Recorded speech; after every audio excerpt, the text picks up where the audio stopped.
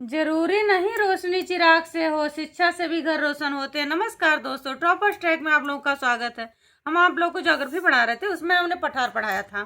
फिर पठार के बाद हम मिट्टी से लेकर क्वेश्चन आए हैं आप लोगों के सामने थ्योरी के रूप में। मिट्टी कितने प्रकार की पाई जाती है, कौन कौन सी मिट्टी भारत में पाई जाती है, मिट्टियों के बारे में देख लीजिए। टू द पॉइंट पे आते हैं।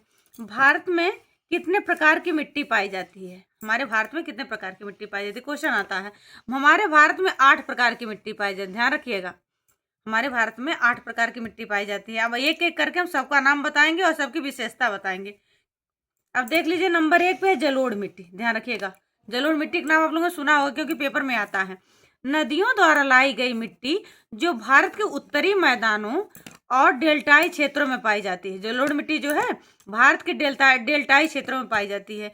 इस मिट्टी की उपजाऊ शक्ति सबसे ज्यादा होती है। जलोढ़ मिट्टी जो होती है सबसे ज्यादा उपजाऊ होती है क्योंकि जो नदियों का गाद होता है उसके द्वारा लाई गई होती है। तो ये मिट्टी धान गेहूं के लिए सबसे अच्छी मानी जाती है। इसमें उपजाऊ शक्ति बहुत ज्यादा होती है क्योंकि नदियों द्वारा लाया गया जो गाद होता है एक प्रकार का खाद का काम करता है जलोढ़ मिट्टी में।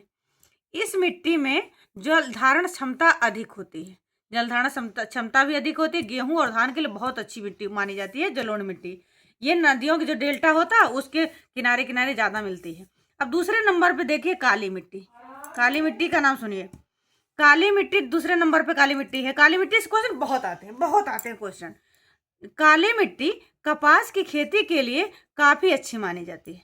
जो काली मिट्टी होती है कपास की खेती के लिए बहुत अच्छी मानी जाती है। यह मिट्टी दक्कन के पठार में मिलती है। यह मिट्टी कहाँ मिलती है? दक्कन के पठार में, ध्यान रखिएगा। और इसके एक और नाम आगे बताएंगे। यह मिट्टी अपने आप में नमी रोक कर रखती है। जो नमी है उसको रोक कर रखती है, इसलिए इसे स्वतः जुताई वाली मिट्टी कहते हैं। इसे स्वतः जुताई वाली मिट्टी इसलिए कहते हैं कि जब ये मिट्टी सूखती है तो इसमें दरारें पड़ जाती है, तो ऐसा लगता है कि इसमें हल चला हुआ है, इसलिए इसे स्वतः जुताई वाली मिट्टी बोलते हैं। यह खासकर महाराष्ट्र, मध्य प्रदेश, कर्नाटका आदि राज्यों में पाई जाती है काली मिट्टी।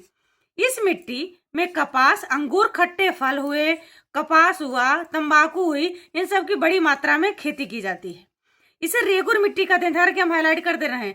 अब बार बार काली मिट्टी ना देकर रेगुर मिट्टी का नाम दे देता है, बोलता है कि रेगुर मिट्टी किसे कहते हैं, और साइड में होगा काली मिट्टी और जलोढ़ मिट्टी, ऐसा नाम दे देता है। यह मिट्टी ज्वालामुखी उद्गम से वाली होती है। ये जो काली मिट्टी होती है ज्वालामुखी जो उद्गम होता है उससे बनती है। धन्यवाद। वीडियो अच्छी सब्सक्राइब जरूर करिए।